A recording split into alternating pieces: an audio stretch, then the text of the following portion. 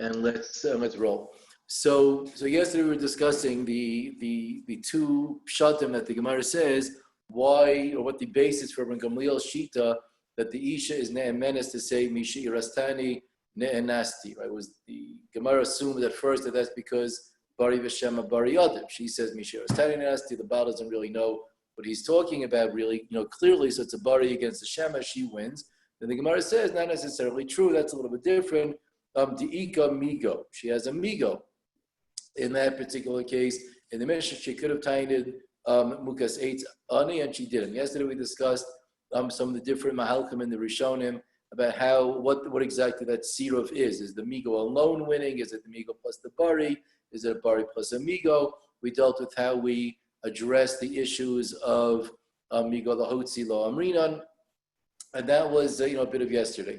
At the tail end of yesterday, we started dealing with the next question that came up in the Rishonim themselves, which was that the very migo itself sounds a little shaky. The migo itself is not really good migo at all, because the taina of mukas 8 is not such a strong, legitimate or believable taina necessarily. So always the idea of a migo is, believe me when I say this, because if I wanted to be meshakir, I could have given offered a better taina. But over here, the taina mukas 8 is not necessarily considered a better taina because she's not really believed. That's also machlokas from Gamliel Rishua. If you believe, or it's not that pashta that mukas 8 is the better taina. So let's take a look at the Rashba. I'm going to do the tosas over again that we saw yesterday, and then I'll walk through a very, very important idea that's over here. And again, there's a couple of different mahalchim how to explain what was going on. So the Rashba, sorry, it's just my own screen. So the Rashba says as follows. I'm going to start from where it says V'im Tomer, the second, like the later V'im Tomer in the Rashba. Afilu balazad my migo ika b'mitziasa. Afilu bereisha nami my migo ika. What? I'm skimming over some of the lines if we didn't do the exact shaka v'tayr of all the Gemaras here, but bereisha, in our case in the Mishnah, what migo is there? Kevin the Medina filo amra mukas 8 ani tachtecha lo mehem notfei. Mitzad adin, if she was the taina, I was a mukas 8 tachtecha, I became a mukas 8 after the marriage. It doesn't really, she's no more believed. That's not any more legitimate at all. Ki amrina nasti tachtecha o mukas 8 ani achelo yirastani. If she says any of those things, amai mehemna mishumigo. The mukas 8 ani tachtecha. Well, why is that a migo? Because she could have said I was a mukas 8 tachtecha. Af he lo mehemna medina. The maishna. She's not ne'menes medina. What difference that taina or that taina? Migo kihai lo ashkechan. A migo like that we don't really find. A migo di amar hachi heavy mehemu. We only believe a migo if you would have said the other taina, you would have been in ne'eman, and that's not really true over here. Right? So the Rashba already raises this sensitivity that the taina that you can raise a mukas 8 ani is not really any better than the original taina. The Rashba says a teretz. V'yeshlomer the ashkecha migo kiha. We do find this idea of migo like this.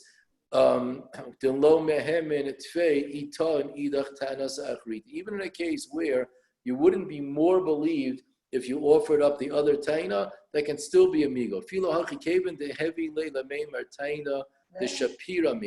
Since you could have given a taina that is shapira mina, that really would have been better. Okay, what's the better? We'll see in a second. You should be mehemin, you should be believed. B'makom bari v'shema, at least when you have a bari v'shema. Makom bari v'bari lo. If it's a bari against a bari, your migo doesn't work unless the migo is like an actual migo. Believe me when I say this, because I could have given the stronger, believable taina. But says the Rashba, when I have a bari against the shema, right, and I hold that a bari v'shema, the bari is lav adif by itself, but if I have what we're going to call right now a half-baked, wimpy migo, I could have given a different taina, and the Rashba says, again, a very important chiddush over here. The different taina might not have won, but it was a better taina. Why was it a better taina? So as we pointed out yesterday, I'm going to use the word now, it's a cleaner taina, right? She protects and defends her shame a little bit better, her reputation a little bit better than if she's claiming misha eras tanina and nasty. So you might not totally be a menace like that, but lamais it's a better taina. It's a better thing to say. So there, when you have a bari v'shema, we're going to let that migo help out. So the Rashba said something it's not right now so easy to define. Right? First of all, it's clear that the Rashba is telling us that the migo alone is not winning. Right? That we're not going to say. This is not that the migo wins. Again, we pointed out the Ramban yesterday, and Baba Basar learned that you see from this Gemara, migo lahotzi is amrina. You can have a migo lahotzi moment. Rashba is saying not like that. This is not a good migo. The migo of mukas eitz. But in combination with the Bari V'Shema dynamic, that's going to work. And of course, the outstanding question that's there on the Rashba is like, why does that make sense? Like, I don't understand. But if you tell me the Mukas Eitz is not a good taina, so why exactly is that going to help in the slightest bit? Okay. And we saw also yesterday that Tosfos, in the beginning of Daf Yud Gimel himself writes, right? He wrote a line that we saw yesterday that says that it's not a migo gomor. It's not a real migo, because a filo amra mukas eight ani eino ne'emenes Rabbi Yoshua. Because, right, Toza pointed out the same thing. As she said, mukas eight ani, that's also not necessarily any more believed, certainly not according to Rabbi Yoshua. So why is that automatically a better thing to say that's going to help you win with a migo? So Tosas and the Rashba both point out this thing that this migo is not really so strong. That's like we said there, but lemais it's a difficult shita when we look at this and say about like lemais the other time doesn't win. So why is that going to count over here as a migo? So there's a very, very famous pshat that Rabbi Chanan gives. Okay, if you look in the chelik beis of the Kovit Shiurim. In Siman Gimel, the one that you have, it's a very, very long piece in the Kovit Shiurim, as opposed to the Chelik Aleph of the Kovit Shiurim, which is basically Rabbi Chanan's shiur on the different Masechtas and Shas. Chelik Beis, for the most part, is divided into, at least the Kovit Shiurim part, is divided into shiurim on topic. So this is a topic about a shiur about the topic of a migo. Rabbi Chanan, in the world of migo, okay, if you want to be, I'm going to call it a Talmid Chacham worth your weight, or even a yeshiva bacher worth your weight in feathers even. This is not the big leagues. This is the ABCs of being a learner. Whenever you hear the word migo, you automatically want to snap your fingers and say, the Rabbi Chanan. Okay, migo, Rabbi Chanan go together, right? Shema Pasik, you know that? They taught you that in May.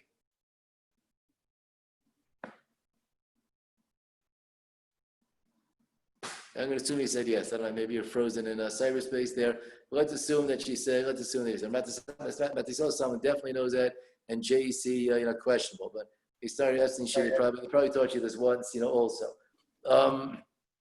So let's go with the idea. Rabbi Chanan points out that every migo really has two different reasons why a migo should ever be used and believable in a bezdin. Okay, we're going to just introduce the two terms and say over Rabbi Chanan's pshat over here. On one level, Rabbi Chanan says a migo has something that we call a ne'emanus to it. A migo actually gives a person real credibility. The expression that's used in the Gemara, you saw this when you were learning different parts in Ksubas, malo l'shakir, right?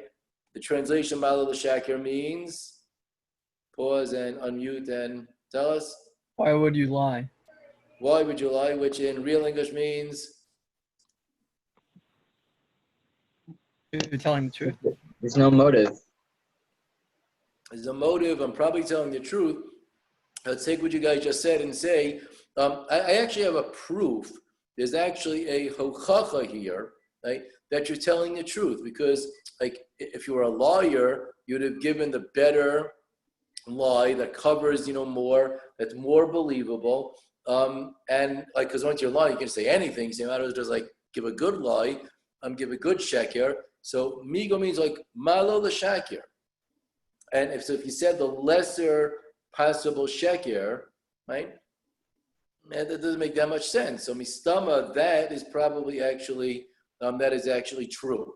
Okay? Remember the famous expression, right? When you tell somebody that you're telling, whatever I'm saying right now is 99.9% true, okay? So we know that that means that's 100% sheker, right? Because emes is meya chuz, and anything that's not meya chuz emet is just not. It's not emistic.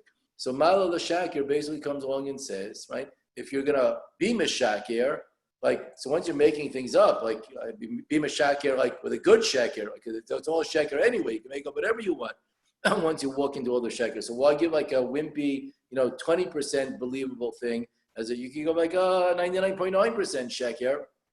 It really makes a lot of sense. Really sounds powerful. If you didn't say it like that, mistama, you're probably telling the truth about what you say right now, even though because there's a slight incrimination, or at least like in this case, a bringing down of your own reputation, etc. Mistama, you're telling the truth.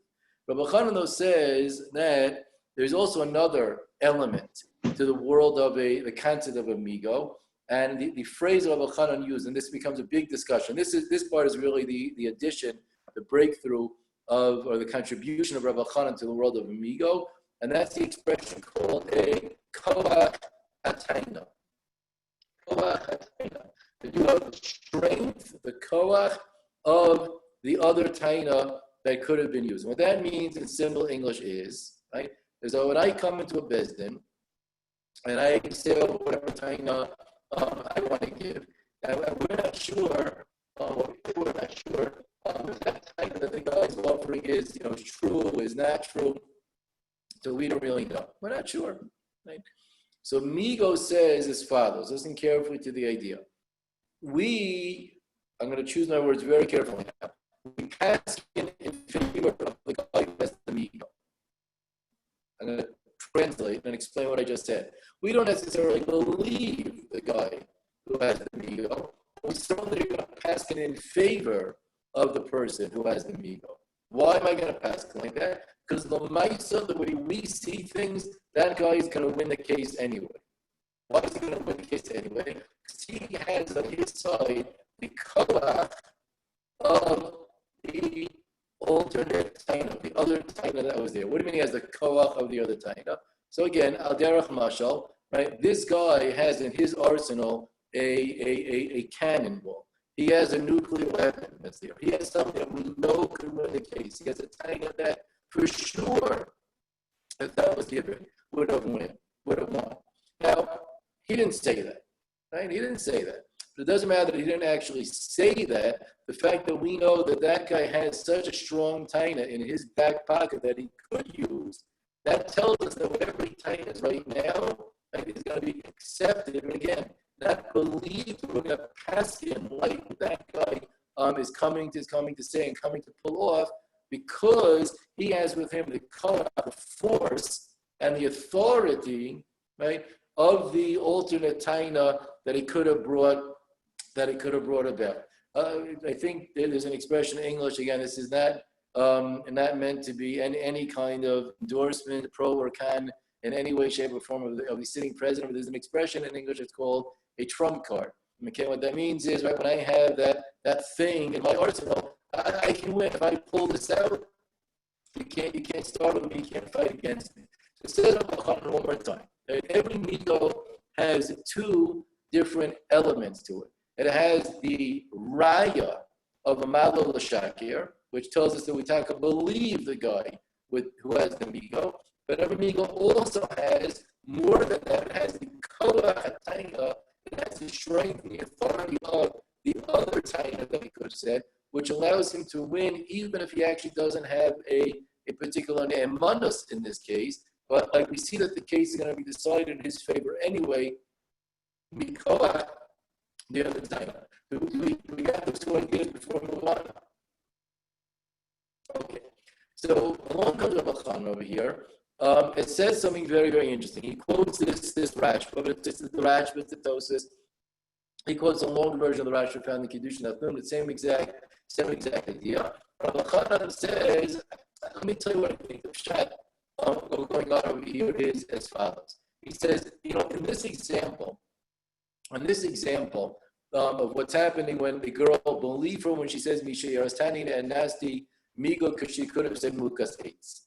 Okay, and we just saw the Rashba road that the Tosa says that mukas eitz is not a taina that's going to win, and because that doesn't hold that mukas eitz wins. It's not that you say that it's an automatic given that you're going to win the case. It says Rabbi Chanan in this example over here. Okay, you have a migo that does not have right, the element of a koach taina because you don't have the better taina in the slightest. But there is no koach taina. You don't win because you could have said mukas eitz because I said mukas eitz. I'm not going to win anyway. So what type does the Rashba mean then? And what's going on in our Gemara? We say believe her the migo she could have said mukas eitz. So explains the Rabbi very, very quickly. Yeah, because it's as follows. Because there is a certain element over here of a malo l'shakir. There's an element of malo l'shakir. Had I said mukas eitz ani, you wouldn't have really totally believed me, right? It's not that that's like a believable taina that's going to win in Bezdin, but it certainly is a better taina than the taina that I'm giving now. Why would anyone want to say Misha or Tani and ask? It's a questionable taina, but not only that, right? But it soils her reputation. It brings a taint onto her. Why would anyone want to say that? Like she could have just lied and said mukas eitz. That's a lie. That's like neither one of the times is so great, right? But like once you're gonna lie, you really lie. That at least protects yourself, defends your reputation, etc. Why would you lie and say Misha Tani and ask if you could just lie and say mukas eitz on it? Because says Rabbi Chanan, there is a factor over here of a malo l'shakir. The idea that there is the possibility of another taina, even if the other taina won't win, it is enough to tell me that what you are saying, though, does make a little bit more sense. Now, how much more sense does it make, right? So here, right, if we remember the Rashba pointed out, right, that if it's the case of Bari against the Bari, right, we wouldn't have said believe her because she has a migo. In normal cases of a migo, the migo wins, right? We believe that person. That's because Rabbi Chanan says, right, that in a regular classic full force migo, you not only have the idea of a malo l'shakir, but you also have a koach taina. So the migo is going to win. In our case, the migo is faulty. It only works right on full speed on a half a tank of gas because part of what makes the migo normally work is missing over here because you don't have the koach taina. You only have the malo l'shakir part. So that's why Rabbi Chanan explains. The Rashba says if it's a Bari b'shema case, right, where a Bari, like in theory, probably is supposed to win. It's just that we have a technical problem. Bari can't beat out the chezkas mama. But you know what I can do if it's a taina's Bari plus a little bit of a svara behind it, right? There is the malo l'shakir that's here. We have a Bari with a malo l'shakir against the other guy Shema and his cheskas mamon. Well, the mites it does make a little bit more sense to pass in favor of the guy with the taina's Bari plus the malo l'shakir, even though it's not a full migo. And that's why Tosan Daf Yud Gimel is able to call mukas eitz ani. It's not a migo gamur, right? What is it? Yeah, it's not a full migo. It's a partial migo because you only have one of those things. That's one of the famous examples that Rabbi Chanan uses to prove his thesis about this idea of a migo being a combination of a malo l'shakir plus this idea of a koach taina. Malo l'shakir is an expression you find in the Gemara and you find in the Rishonim. Right? Rabbi Chanan was the one who introduced that there's this other principle that's there, and one of the things he does, and that's him. If you look up in the Kovach Shur, is bring numerous examples from sugyos in the Rishonim where they say things that actually lead us to believe that in fact there is such a concept of a koach taina. This Rashba is one of them. In other words, the Pashup Pshat and the Rashba in our Gemara is not so simple. Like, why are you going to win? The migo is not legit. So Rabbi Chanan says, yeah, because with my concept. Things that actually do make a bit more sense. Okay, so let us let us begin with today's shir though. We're gonna have to do a bunch of different gemaras, a bunch of explaining, and I'm not sure we're gonna finish everything today. But let's. I'm just gonna take a guess also. Show up. I'm just do the show of hand trick. Did anyone actually finish everything today? I didn't think so. Okay. Officially, but not really. What was that? Officially, but we sort of skimmed through the last couple of things. Officially, we skim. Okay, like the important things. Okay, so let's. That's why I had a feeling we didn't like really actually get through. We got through all the things. Okay, shkach for the honesty. Okay, so let's jump back into our gemara over here, and I'm going to see some of the other makoros. But I definitely want to read the gemara with you, so we can start off reading it carefully. So the gemara says, but I'm in the I'm going to just pick up in the middle. Amar lach Rav Nachman, Anadami Filu Rav Gamliel. Rav Nachman says, even though generally hold that loud variada here, I'm going to hold like Rav Gamliel, that the issue is that minutes for taina. Ad kat like Rav Hasam ela the ego migo. In the Mishnah, Rav Gamliel says we're going to pass like Rav Gamliel rather the ego migo. There is a migo. Avahacha mai migo ego. But in a regular case of manali biyadecha, there's no migo, so I hold it the cheskas mabon words. Listen carefully. Inami or else. Ad kan lo kamer Rabbi Gamliel Hasam. Rabbi Gamliel only says what he says in the Mishnah. The amrina ukma achazaka, because we're going to say ukma chazaka. Let's put her on her chazaka. And as Rashi points out, ukma chazaka means we have a suffix about what her physical reality was b'shas keres, was she basula or not. Not community being was she put of the full soup of 200 zuz or not. Hemid ishal cheskasa ubesula nolda hachashtuhu de esnisa acher erisin.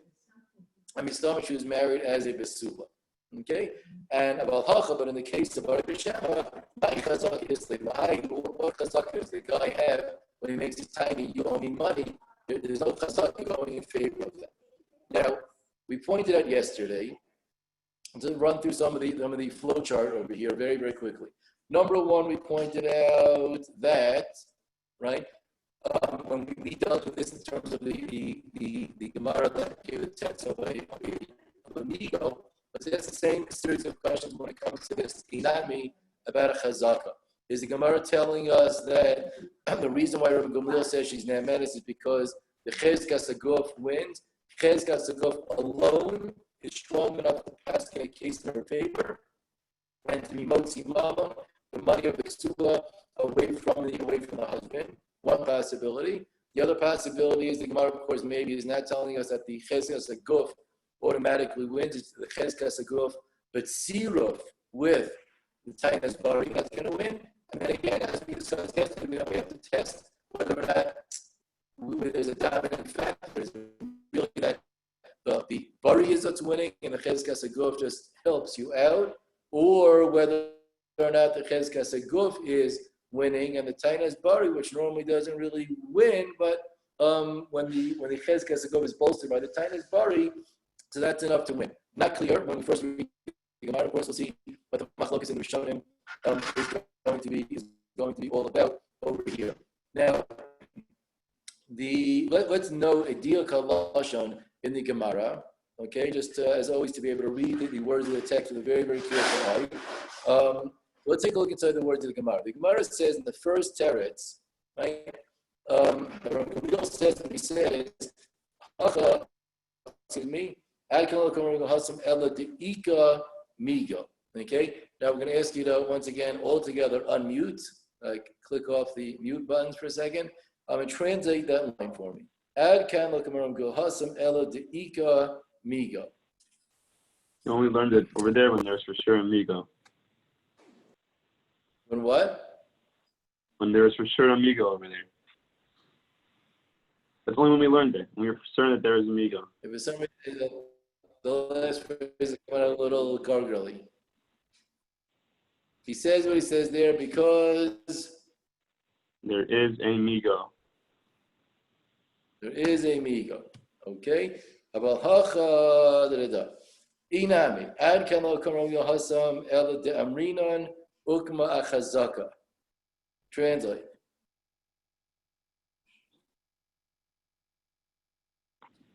It's got choppy. I don't think I can't. My computer. I didn't say that.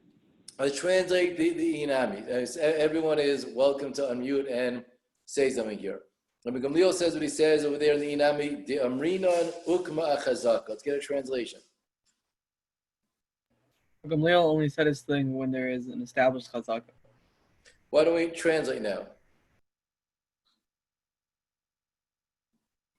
Meaning we're rejecting that as a translation. Try to actually translate the words of the Gemara. We can only say it's a real migo when you have. We can only rely on that migo when there's also a chazaka, I guess. We're all like skipping some words in the Gemara here. We set up the case where there is a chazaka in the case. Okay, I'm gonna let me highlight the phrase that we seem to like have something against.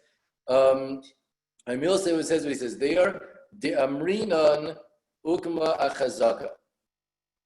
Someone try to give a translation that includes the word de amrinan. But we say that there is a chazaka. That we say ukma achazaka. Now look back at the first terrace, the first inami. Right? And according to the first inami, Rabbi Gamliel says what he says. Why? De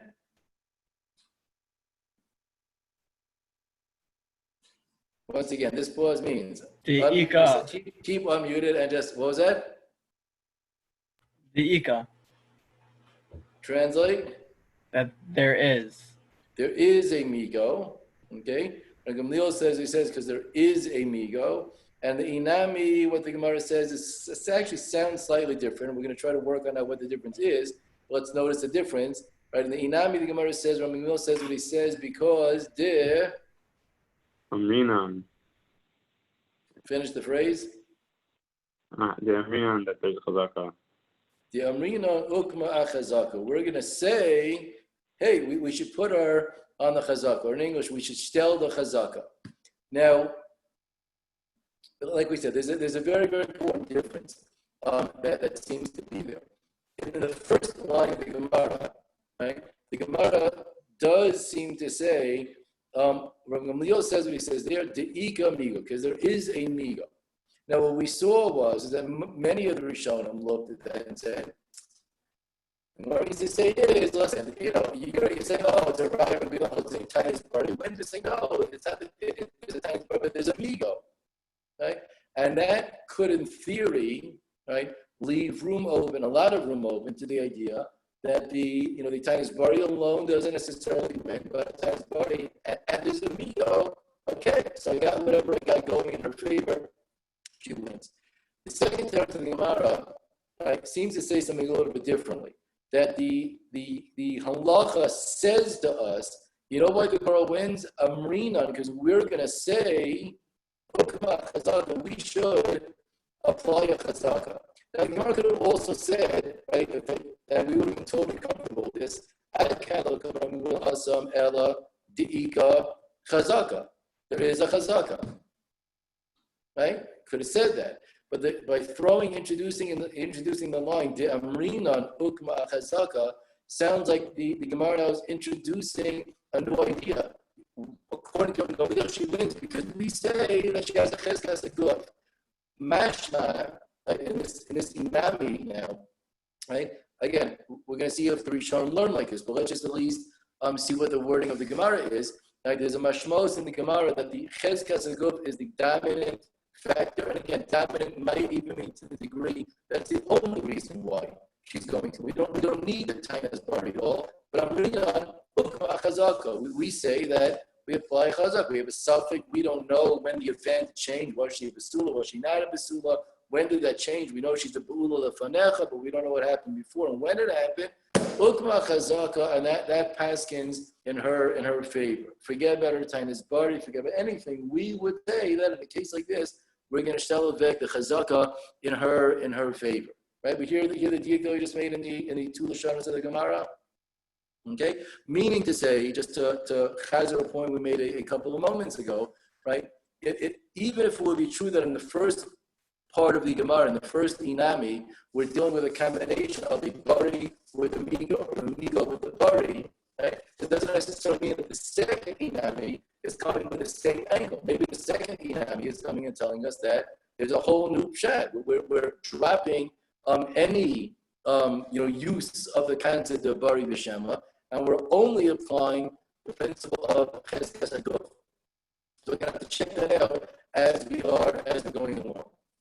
Now, what's interesting over here is if you look through all the various Gemaras, you're gonna notice that that the Gemaras themselves are very, very I wouldn't say ambiguous, but they do something mean to us when it comes to understanding the Pshat and the Mishnah over here.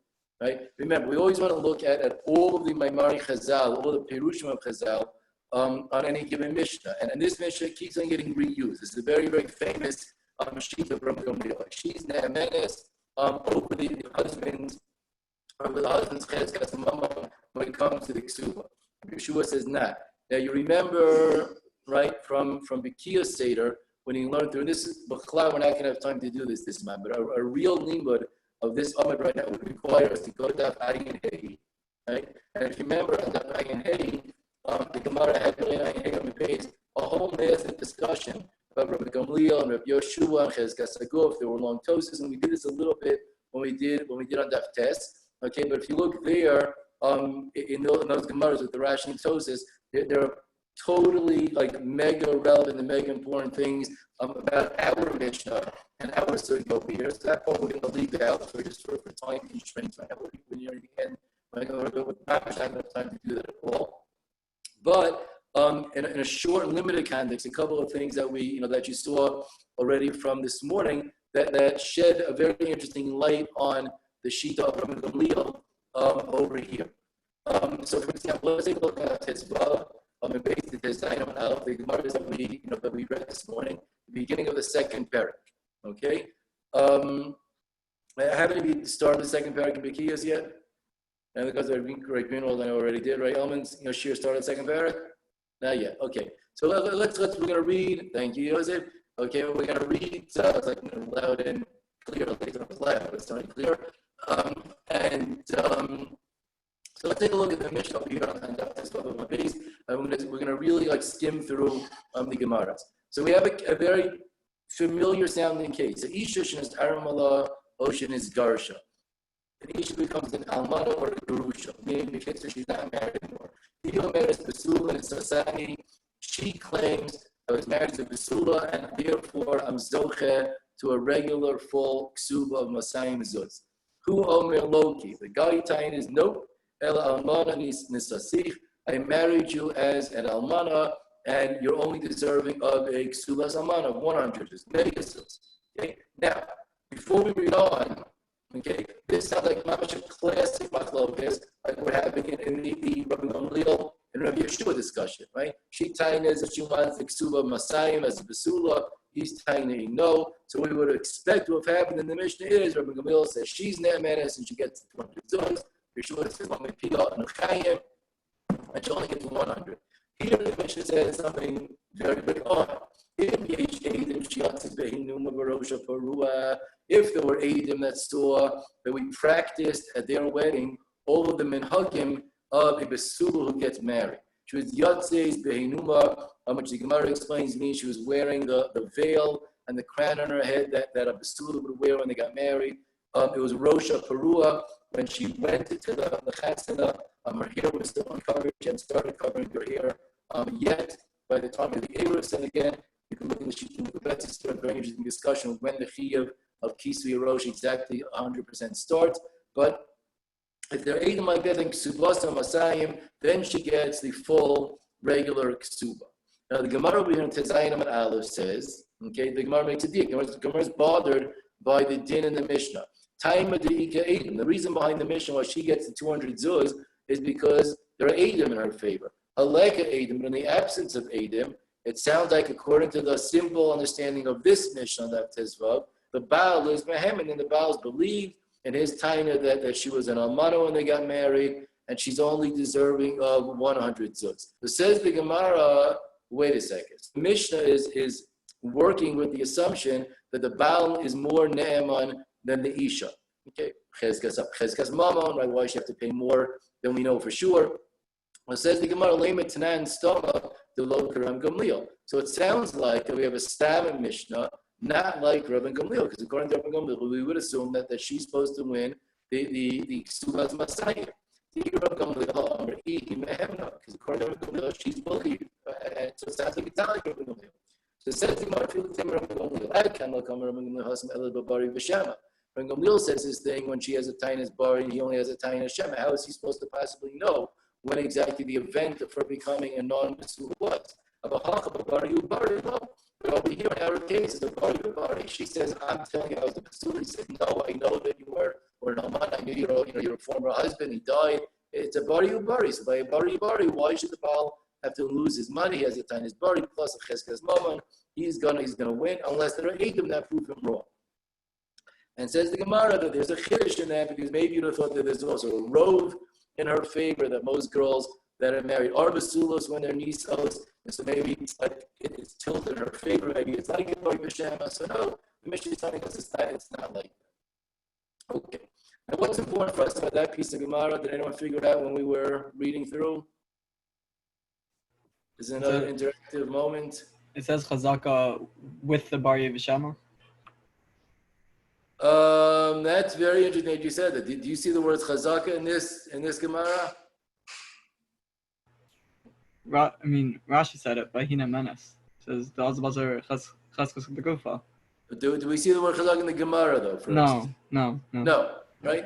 So one thing again, the Pashup shot in the Gemara, right? The Gemara presents Rabban Gamliel as being based on Bari V'Shem.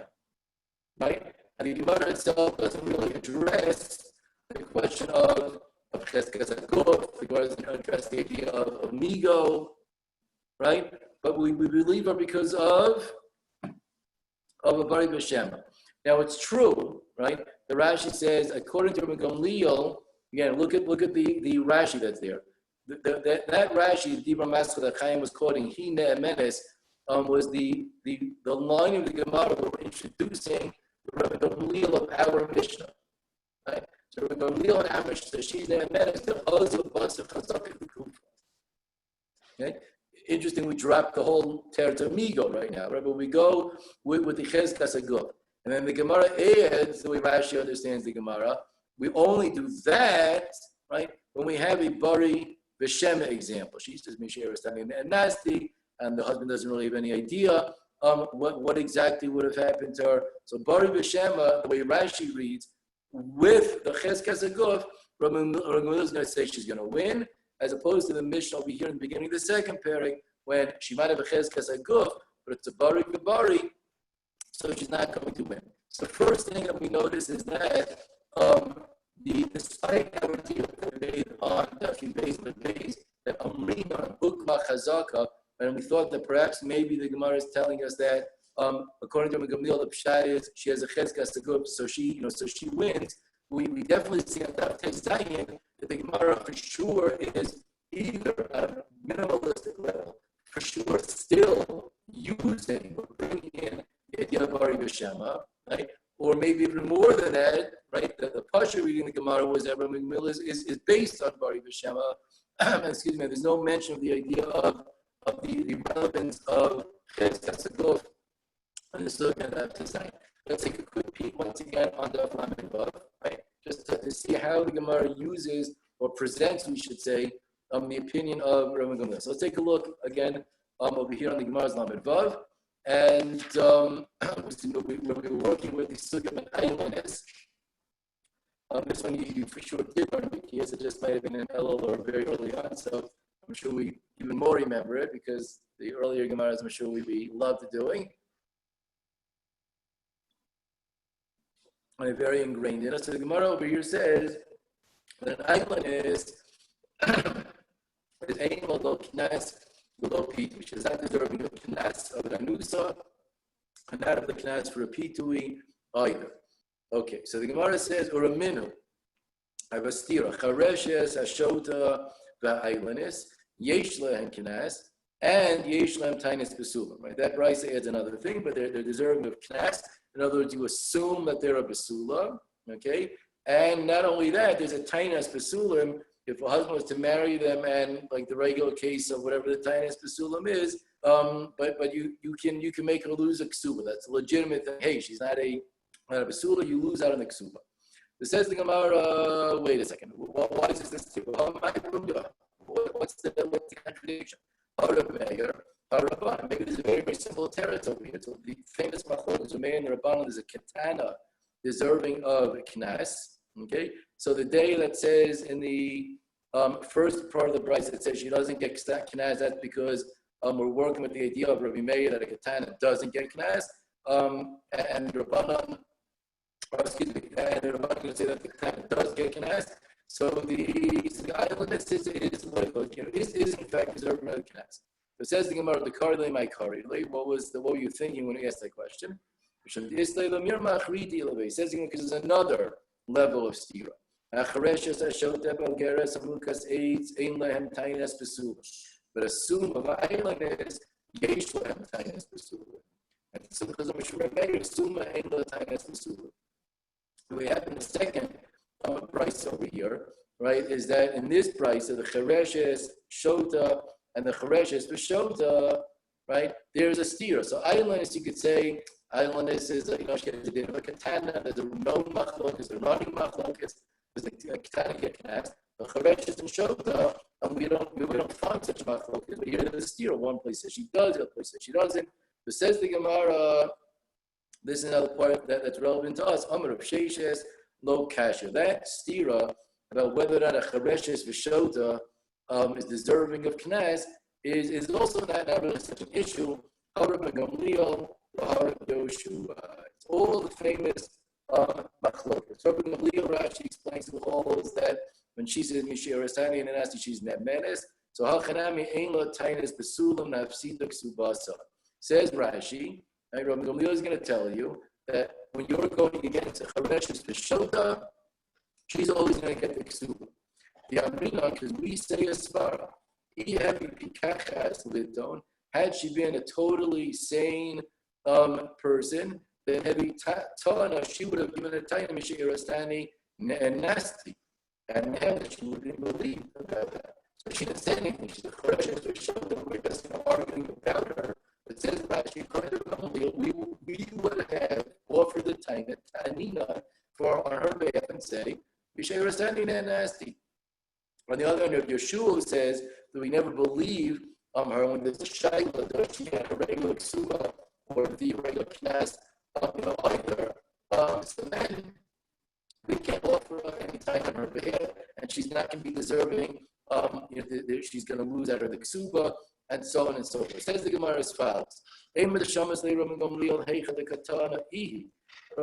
says what he said when she gives her own time now. If she doesn't offer any time herself, did we ever hear when Gamliel says that we automatically pass him in favor, even if there wasn't any defense made on your own behalf? Says Gemara, yeah. And since Gamliel holds that each is ne'emenes, in a case like this, we apply the rule based on pasuk Mishlei Psach Picha Le'ilim. We open up the mouth of the mute and we say, listen, I know that you're not capable of offering that time on your own behalf, but we're gonna do that for you. We're gonna do that for you. Now, the Gemara once again over here in Daf Lamed Vav, okay, doesn't bring in the idea of a taina of a cheskas aguf within Rabbi Gamliel. The reason why you're going to win, right? And this is even according to Rashi, the way Rashi presents the Gemara. The reason why this cheresh b'shota gets her ksuba is because of the taina. Mishiras taina and asti. Mishiras taina and asti. Taina is bari against whatever he's saying against her is going to win.